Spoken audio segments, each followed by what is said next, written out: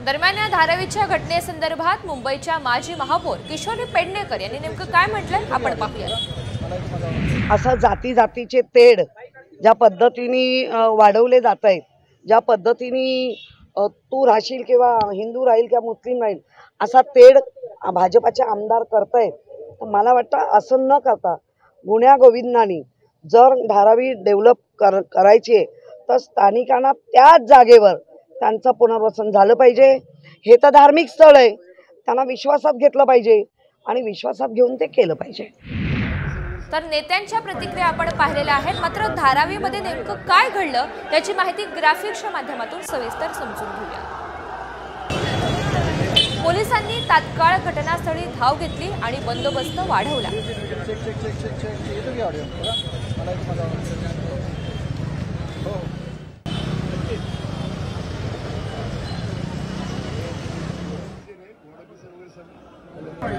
तर कारवाईसाठी गेलेल्या बीएमसी पथकावर या ठिकाणी आपण पाहतोय त्यांना रोख लगावण्यात आलेला होता। या पथकाला रोखण्यात आलं आणि इथले आता स्थानिक आक्रमक झाल्याचं एकंदरीत बघायला मिळतंय। मुंबईच्या धारावीत तणावपूर्ण स्थिती सध्या निर्माण झालेली आहे आणि या सगळ्या घटनेच्या पार्श्वभूमीवर दुसरीकडे मुंबईचा फौज फाटा पोलिसांचा सुद्धा तैनात करण्यात आलेला आहे। अवैध बांधकाम तोडण्यावरून हा एकंदरीत तणाव निर्माण झालेला होता। या घटनेमध्ये बीएमसी पथकाच्या गाडीची तोडफोड सुद्धा करण्यात आली आणि यानंतर पोलिसांचा कडक बंदोबस्त आता तैनात करण्यात आला आणि पोलिसांकडून इथल्या रहिवाशांना शांततेचं आवाहन सुद्धा करण्यात येत आहे।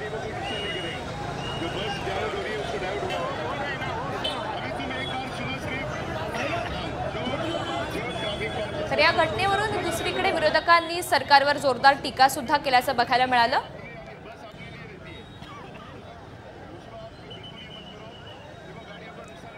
तर या सगळ्या घटनेनंतर आपण पाहतोय वर्षा गायकवाड यांनी अत्यंत महत्त्वाचं असं ट्विट केलेलं आहे। त्यांनी नेमकं काय म्हटलं आपण पाहूयात।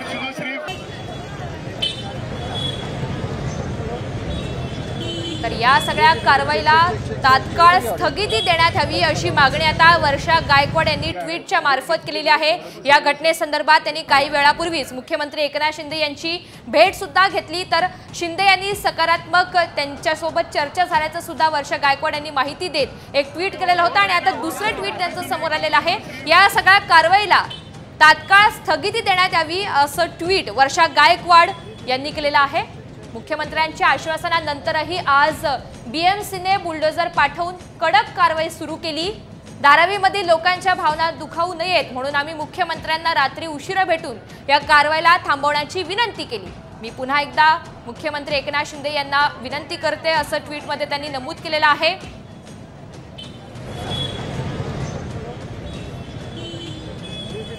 तर एकीकडे आपण पाहतोय विरोधक सुद्धा जोरदार टीका करत असताना दुसरीकडे वर्षा गायकवाड हे मुख्यमंत्र्यांच्या थेट भेटीला पोहोचल्या आणि ही कारवाई थांबवण्यात यावी अशी त्यांनी थेट मागणीच केली आहे।